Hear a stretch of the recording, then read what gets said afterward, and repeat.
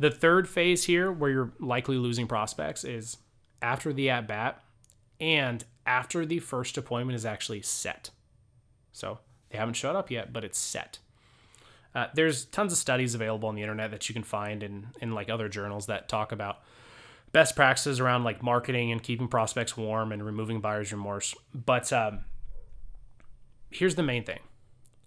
Do not just assume that they're still eager to meet with you a week later as they were when they set the appointment. Right? You need to continually find a way to manufacture that excitement and stay on them. Right? Most people actually, they don't make a majority of their financial decisions on logic, believe it or not. A lot of them will actually make more of their financial decisions based on emotion.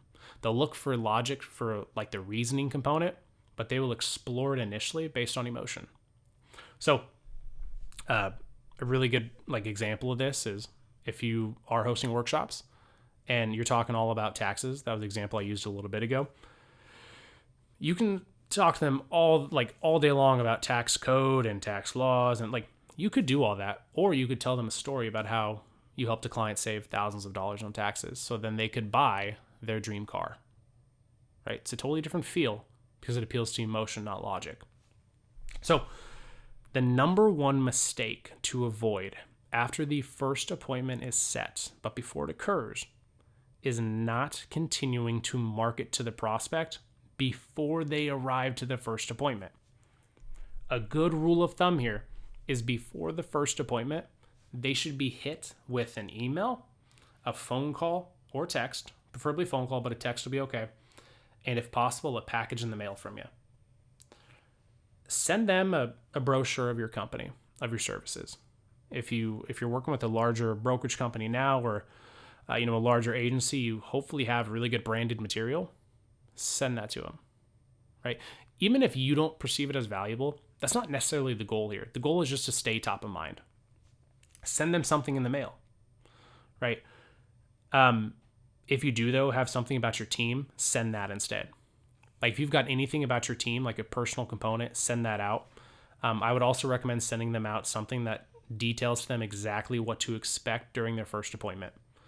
Buyer's remorse will creep up if they begin to feel kind of uneasy or unsteady about what to expect during the first appointment. They don't want to, go in too deep to the pool. They just want to toe dip. Make sure it's really clear to them. Assume they don't know. That's the key. Assume they do not know what to expect.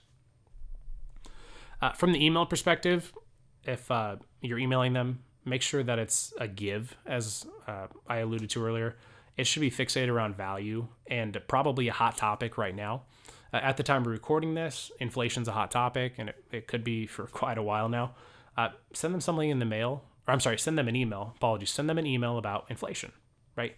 Maybe it's a big article that just hit the internet. Maybe it was something that you saw in a magazine. Send them something about that. It doesn't have to be anything super fancy. And then finally, the phone call faction of it. Think of this as kind of like a confirmation call, but not only are you confirming the date and the time of your appointment, you're also going to want to you're also going to want to clarify the focus of the first appointment. So, some really easy scripting on that. Hi, John and Susie. The focus during our meeting on Thursday, the 18th, will be all about you two and what your retirement aspirations are. However, I know you both value learning about taxes, so I've included an amazing article around tax planning in 2023. I hope you find it insightful and a thoughtful read. Looking forward to chatting with you. You don't even have to do this yourself if you've got a team that can help you. It's really not it's not meant to be a salesy thing. It's truly just meant to be a communication piece.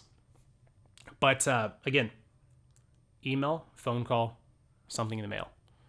That's going to increase your stick ratio for those first appointments immediately, I promise.